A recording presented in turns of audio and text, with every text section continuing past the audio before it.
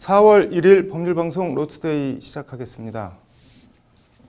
법률방송에서는 어제 현대기아차그룹의 중고차 시장 진출과 관련한 논란과 쟁점들에 대해 보도해 드렸는데요. 관련해서 국회엔 시대전환 조정훈 의원 발의로 완성차 업체의 중고차 시장 진출을 제한하는 중고자동차 매매 시장의 상생 협력에 관한 법률안이 발의돼 있습니다. 법안 내용과 취지를 왕성민 기자가 전해드립니다. 시대전환 조정훈 의원이 지난달 대표 발의한 중고자동차 매매 시장의 상생 협력에 관한 법률안입니다. 기존 법률 개정안이 아니라 중고차 시장 상생을 위한 새로운 법안을 제안한 제정안입니다. 조정훈 의원은 먼저 법안 제안 이유에서 중고자동차 매매 산업이 지속적으로 성장하고 있음에도 대부분의 중고자동차 매매업자들은 시설이나 규모가 열악하거나 운영 형태가 개별적이어서 매매액 대비 관련 산업으로 성장, 발전이 더딘 형편이라고 지적하고 있습니다. 법안은 그러면서 세계적으로 자동차 제조사가 중고자동차 시장에 진출한 전례를 찾기 힘듦에도 불구하고 최근 국내 자동차 제조사가 중고자동차 매매 시장에 진입을 시도하고 있어 영세한 중고자동차 매매업자의 생존을 위협하고 있다고 적고 있습니다. 조정훈 의원이 언급하고 있는 국내 자동차 제조사는 중고차 시장 진출을 선언한 현대기아차그룹을 말합니다. 법안은 이에 자동차 제조사의 중고자동차 매매 시장 진입을 일정 기간 금지하고 중고자동차 매매 산업을 건전하게 육성하는 내용의 법률을 제정함으로써 자동차 제작, 수입사와 중고자동차 매매업자의 상생 협력을 지원하는 것이라고 제안 이유를 밝히고 있습니다. 완성차 시장의 독점력 거의 70~80%의 시장 장악률이 있잖아요. 이 독점력을 가지고 관련 시장을 잠입해 나가는 전형적인 독과점의 형태거든요. 그래서 이렇게 되면 중고차 시장은 완성차 시장과 똑같아진다고 봅니다. 그래서 한 기업이 특정 기업이 시장의 70%, 80%를 차지하는 건 무조건 독점이거든요. 그래서 이거는 바람직하지 않다. 법안은 이에 제7조에서 자동차 제작, 수입사나 자동차 제작 회사가 속한 상호 출자 제한 기업 집단에 속한 회사 또는 그 회사의 자회사는 중고자동차 매매업을 하지 못한다고 명시하고 있습니다. 대기업인 완성차 업체가 계열사나 자회사를 설립하는 등의 우회로를 이용해 중고차 시장에 진출할 수 있는 여지를 차단하고 있는 겁니다. 법안은 그러면서 제8조에서 중소벤처기업부 장관은 자동차 제작, 수입사의 중고자동차 매매업 겸업 금지에 대하여 2028년 1월 1일부터 2030년 12월 31일까지 규제의 타당성을 검토하여 유효기간 만료 전에 그 기간의 연장 또는 개선 등의 조치를 해야 한다는 단서 조항을 두고 있습니다. 완성차 업체들의 중고차 시장 진출을 무조건 영원히 차단하자는 게 아니고 대기업과 중소 영세업체 사이 상생을 도모하자는 취지라는 게 조정훈 의원의 설명입니다. 대기업 진출 금지를 한다고 하는데 그건 사실이 아니에요. 제가 그거를 반대하는 건 아니고요. 대기업과 중소기업이 상생하는 모습을 보이는 게 맞습니다. 법안은 이와 함께 중소벤처기업부 장관의 중고차 시장 활성화 및 매매산업 육성 기본계획을 5년마다 수립해 추진하도록 하는 한편 중소벤처기업부에 매매산업 육성위원회를 설치하도록 하고 있습니다. 또 별도의 상생협력위원회를 설치해 의견을 수렴하도록 하는 한편 5년마다 수립하는 기본계획과는 별개로 2년마다 중고차 시장 현황 및 매매 실태 조사를 하고 그 결과를 공표하도록 하는 등의 내용도 담고 있습니다. 이를 통해 중고차 업계의 건전한 발전을 도모하고 자동차 제조사와 중고차 매매업체, 소비자 모두 상생할 수 있는 제도적 방안 마련에 중점을 뒀다고 조정훈 의원은 설명합니다. 소비자들이 선택권을 주고 가격도 궁극에 가서는 시장이 그러한 중고차 시장이 독점화되면 중고차 시장이 올라갈 것이다 가격이라 저는 확신합니다. 그래서 다양성을 살리기 위한 이 방법과 조정훈 의원은 그러면서 중고차 시장 상생법과 함께 기존 중고차 매매업체들의 책임을 크게 강화한 자동차 관리법 개정안도 함께 대표 발의했다고 강조합니다. 허위 매물이나 주행거리 조작, 미끼 상품 등 일부 잘못된 관행에 철퇴를 가해 중고차 시장의 투명성과 경쟁력, 신뢰를 확보하겠다는 겁니다. 소위 불량 중고차 매매업자들도 적극적으로 퇴출해야겠다. 그래서 이제 징벌적 배상, 과징금, 최소기간 무상 보증을 의무로 하고 중고차도 또 허위 매물을 이렇게 올려가지고 소비자를 꼬셔가지고 다른 차를 팔려는 이런 그 허위 매물 제공자들에 대해서는 강력한 그 과징금하고 그다음에 명단을 공개하고 그래서 중고차 시장 매매업자들의 책무를 강화하는 조정훈 의원이 대표 발의한 중고차 시장 상생 법안엔 더불어민주당 황운하, 국민의힘 최형두, 정의당 심상정 의원 등 여야 여러 정당에서 발의자로 함께 참여했습니다. 중고차 등록수를 가늠해 볼 수 있는 자동차 이전 등록 건수는 지난해 기준 395만 2,820건. 하루 평균 1만 건의 중고차 거래가 이루어지고 있다는 얘기인데 조정훈 의원이 대표 발의한 중고차 시장 상생법과 자동차 관리법 개정안 등 두 건의 중고차 관련 법안이 소관 상임위와 본회의 문턱을 넘을 수 있을지 주목됩니다. 법률방송 왕성민입니다. 네, 이달 6일부터 불법 공매도에 대해 주문 금액의 최대 100%까지 과징금이 부과된다고 합니다. 차상진 변호사의 금융과 법에서 자세히 알아보겠습니다. 차 변호사님, 이달 6일부터 불법 공매도 과징금이 대폭 강화된다고 하는데 일단 공매도가 뭔지 설명을 좀 해주시죠. 예, 공매도는 네. 빌공짜를 써서 네. 없는 주식을 판다라는 뜻입니다. 네. 보통 물건을 파는 사람은 네. 자신이 가진 물건을 파는 것이 일반적인데 네. 증권 시장에서 공매도는 네. 내가 증권은 가지지는 않았지만 네. 그럼에도 불구하고 네. 증권을 판다라는 뜻입니다. 보유하지 않은 증권 없는 주식을 판다는 게 선뜻 와닿지가 않는데 구체적으로 어떻게 파는 건가요? 예, 크게 두 네. 가지를 생각해 볼 수 있는데요. 네. 먼저 내가 증권은 네. 보유하지 않았지만 네. 타인으로부터 이렇게 증권을 빌려온 다음에 네. 이 빌려온 증권을 파는 겁니다. 네. 그리고 나서 자신이 이제 다시 증권을 사가지고 네. 이제 자기 빌려준 사람한테 이 증권을 갚는 이런 방식입니다. 마치 네. 친구랑 식사하고 돈 네. 빌려서 이제 식사 금액 낸 다음에 네. 다시 이제 갚는 거랑 똑같겠죠. 네. 이런 것을 이제 차입 공매도라고 하고요. 네.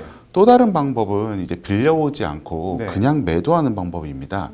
네. 이것이 어떻게 가능하냐 조금 네. 궁금하실 수가 있는데 네. 이는 증권시장의 결제 방법의 특수성에서 기인합니다. 네. 증권시장은 이렇게 우리가 주문을 넣어서 네. 매매 계약을 체결한다 할지라도 네. 바로 즉시 이제 증권이 양수도가 되는 것이 아니라 네. 매매 계약 체결한 후에 일정 시간이 지나야 이렇게 네. 결제가 됩니다. 네. 그렇기 때문에 우리나라 같은 경우는 한 2일 뒤에 결제가 이루어져서 T 네. 플러스 2 결제라고 하는데 네. 이를 이용해서 먼저 내가 어떤 증권을 보유하지 않아도 네. 먼저 그냥 매도 주문을 내서 네. 판 다음에 증권을 이제 구해 와가지고 이제 네. 그 증권으로 결제를 하는 방법입니다.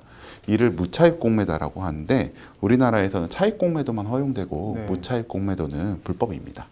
뭐 신기해 보이기도 하고 조금 위험해 보이기도 하는데 뭐 이런 공매도가 생겨난 배경이나 이유가 있을 것 같은데 뭐 어떤 건가요? 예, 공매도는 이제 네. 주식을 주가가 높을 네. 때 빌려온 다음에 낮을 때 팔기 때문에 그 주가가 내려갈 때 네. 이익이 있습니다. 네. 이와 같이 공매도를 하는 사람들은 주가가 내려갈 때 이익을 보게 되기 때문에 네. 이제 회사의 부정적인 정보에 대해서 관심이 많습니다. 네. 근데 이제 증권 시장에는 당연히 네. 뭐 회사의 긍정적인 정보가 유통이 되어야겠지만 네. 부정적인 정보도 이제 균형 있게 유통이 돼야 버블이 안 생기지 네. 않습니까?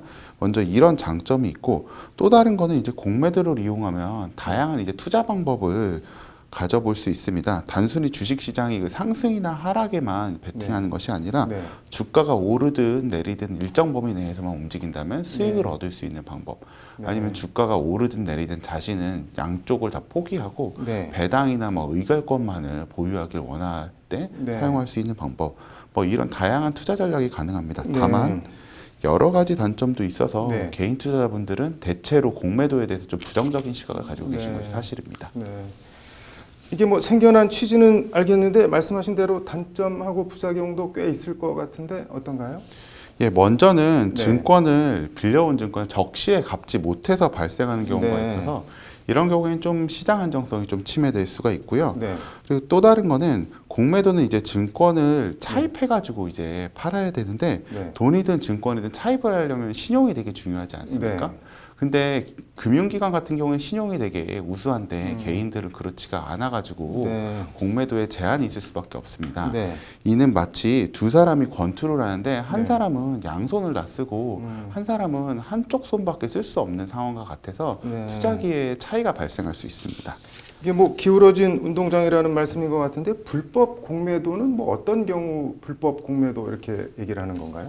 여러 가지 유형이 있는데 네. 과거에는 이제 공매도를 이용한 네. 탈세도 했습니다. 네. 이제 공매도를 위하여 차입한 주식을 네. 일반적으로 이런 주식은 일반 계좌와는 다른 별개의 계좌에 이제 보관이 됩니다. 네. 왜냐하면 차입한 주식의 경우에는 과도하게 낮은 가격으로 팔게 되면 시장에 혼란이 있을 수 있기 때문에 시장가 이하로 주문을 내지 못하는 업틱룰이라는 규칙 네. 등 여러 가지 규칙이 적용됩니다. 네. 이를 관리하기 위해서 별도의 계좌에 보관을 하게 되는데요. 네. 근데 오히려 이를 이용해서 네. 대주주가 주식을 차입해서 공매도용 계좌에 보관한 후에 이를 매도하고 일반 계좌에 있던 주식을 가지고 공매도용 계좌로 옮긴 다음에 네. 차입한 주식을 상환하는 방법으로 네. 주식 보유 기간을 늘려서 양도소득세를 낮게 과세받기도 했었고요. 네. 근데 또한 최근까지는 유상증자를 하기 전에 공매도를 한 후에 유상증자에 그 다음에 참여를 해서 네. 유상증자 주식을 배정받은 다음에 차입한 주식을 상환하는 네. 이런 방법도 많이 사용됐습니다. 하지만 가장 압도적으로 많은 비율을 차지하는 불법 공매도 유형은 네. 무차입 공매도입니다. 네. 금융감독원에 따르면 올해 2월에도 네. 10곳 정도의 금융기관이 무차입 공매도로 이제 제재를 받게 됐습니다. 네. 이러한 행위들에 대해서는 최근 자본시장법 및 시행령 개정으로 네. 이번 달 6일부터 매우 높은 과징금이 부과되게 됩니다.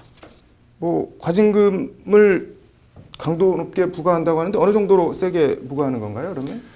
예, 과징금은 5억 원 이하에서 네. 이 이익을 얻으면 이제 네. 5억 원까지 부과할 수 있도록 매우 강도 높은 과징금이 부과가 됩니다. 네. 이는 최근의 규제 트렌드인데 네. 증권 시장에서 일어나는 일반적인 위법 행위는 네. 보통 경제적 이익을 목적으로 이루어집니다. 네. 근데 이제 형사처벌의 경우에는 침해되는 법익에 비례해서 네. 이제 제재가 이루어지다 보니까 중한 범죄는 벌금이 아니라 징역형으로 이제 제재가 이루어지게 되고 네. 또한 증권 시장의 질서도 물론 중요하지만 네. 사람의 생명이나 신체보다 중요하지는 않기 때문에 네. 이런 제도가 균형을 고려할 수밖에 없습니다. 네. 그러나 과징금의 경우에는 네. 부당이득이 환수를 목적으로 이루어지므로 위법한 행위를 한 사람들이 경제적 이익을 넘어서 부과할 수도 있어서 네. 위법 행위를 할 동기를 제거할 수 있다는 장점이 있습니다. 네. 무엇보다도 이제 형사처벌은 네. 대단히 이제 절차도 까다롭고 엄격한 증명이 필요한데 네. 이제 과징금 같은 행정제재의 경우에는 네. 이 정도의 증명이 필요가 없어서 보다 효과적으로 불법 공매도에 대응할 수 있다는 장점이 있습니다. 이번 불법 공매도 제재 강화 뭐 앞으로 전망과 영향은 어떻게 보시나요? 네, 이번 공매도 제재 강화는 네. 이익이 아닌 주민금액에 대해서 과징금을 부과할 수 있습니다. 네. 이론적으로는 이익보다 높은 금액까지도 과징금이 가능해서 네. 금융기관으로서는 이제 공매도 실행을 위해서는 보다 엄격한 절차 관리가 이루어져 불법 공매도가 상당히 줄어들 것으로 예상됩니다. 네. 또한 공매도 목적이 증권 대차 거래의 그 기록 보관 임무도 부여가 돼서 네. 보다 효과적인 위법 행위 발견이 가능할 것으로 보입니다. 네. 아무튼 뭐 선의의 피해자가 나오지 않도록 잘 제도가 시행이 됐으면 좋겠네요. 오늘 잘 들었습니다.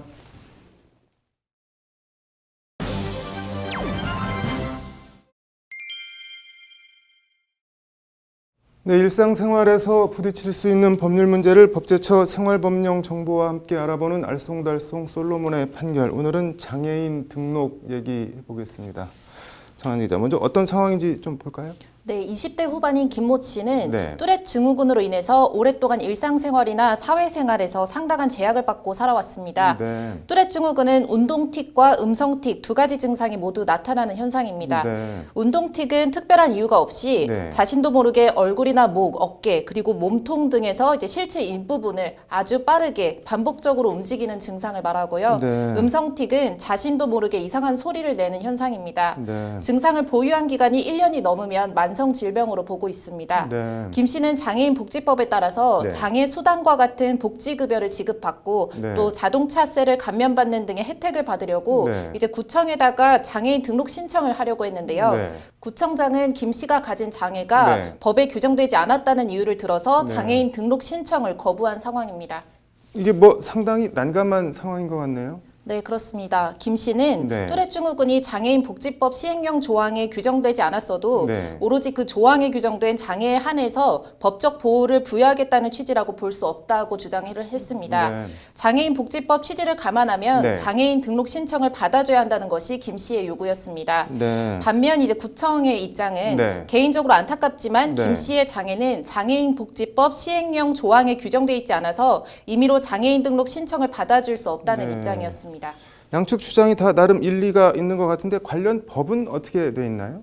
네, 장애인복지법 시행령 제2조 제1항 별표 1을 보면요. 네. 장애인복지법을 적용받는 장애인으로는 15가지 종류의 장애에 해당하는 자를 규정하고 있습니다. 네. 지체장애인, 뇌병변 장애인, 시각장애인, 청각장애인, 언어장애인, 지적장애인, 자폐성 장애인, 정신장애인, 신장장애인, 심장장애인, 호흡기장애인, 간장애인, 안면장애인, 장루, 요루 장애인, 뇌전증 장애인 등이 여기에 해당합니다. 네. 이 사건에서는 장애인 복지법상의 장애인이 될 수 있는 장애의 종류를 네. 이 한정적 열거로 봐야 하는지가 핵심 쟁점이 되었는데요. 네. 쉽게 말해서 열거된 것만 받아줘야 하는지 네. 추가로 더 받아줄 여지가 있는 것인지가 네. 핵심 쟁점이었습니다. 이게 뭐 법원 판례 같은 게 있나요? 네, 이와 관련한 대법원 판례가 있습니다. 네. 결론적으로 해당 시행령 조항은 장애인에 대한 정의에 최대한 부합하도록 15가지 종류의 장애인을 규정한 것으로 볼 뿐이라면서 네. 따라서 오로지 그 조항에 규정된 장애에 한해 법적 보호를 부여하겠다는 취지로 보고 그 보호 대상인 장애인을 한정적으로 열거한 것으로 새길 수는 없다는 것이 대법원의 판시였습니다. 네. 그러니까 장애인 등록을 받아줘야 한다는 거네요. 네, 그렇습니다. 법제처는 이에 대해서 네. 뚜렛 증후군처럼 네. 이제 특정한 질병이 장애인 복지법 시행령 조항에 규정이 되지 않았어도 네. 오로지 그 조항에 규정된 장애에 한해서 네. 법적 보호를 부여하겠다는 취지라고 볼 수 없다고 강조했습니다. 네. 때문에 행정청은 재반 사정을 종합적으로 감안해서 네. 장애인 등록 신청을 받아줘야 할 의무가 있다는 취지의 판결이 내려진 거라고 그 판결의 의의를 설명했습니다. 네. 뭐 전형적인 판결인데 이런 거는 행정청에서 먼저 전향적으로 좀 조치를 취해주면 더 좋지 않았을까 하는 생각도 듭니다. 오늘 잘 들었습니다. 네, 이어서 법조계 소식 전해드리겠습니다. 오는 5월 퇴임하는 박상욱 대법관 후임 후보로 천대엽 서울고법 수석부장판사가 최종 선정됐습니다. 월성 원전 관련 자료를 대량으로 삭제한 데 관여한 혐의로 구속 기소된 산업통상자원부 소속 공무원 2명이 구속된 지 118일 만에 보석으로 풀려났습니다. 라임 자산운용 사태의 핵심 인물인 김봉현 전 스타모빌리티 회장으로부터 뇌물을 받고 금융감독원 문건을 유출한 혐의로 1심에서 징역 4년을 선고받은 전 청와대 행정관 김모 씨가 항소심에서 징역 3년으로 감형됐습니다. 자신이 지도하는 초등학생 야구 선수들을 2년간 야구 방망이 등으로 상습 폭행하고 가혹행위를 일삼은 혐의로 기소된 감독 A씨에게 법원이 실형을 선고했습니다. 4월 1일 법률방송 로투데이 마치겠습니다. 시청해 주셔서 감사합니다.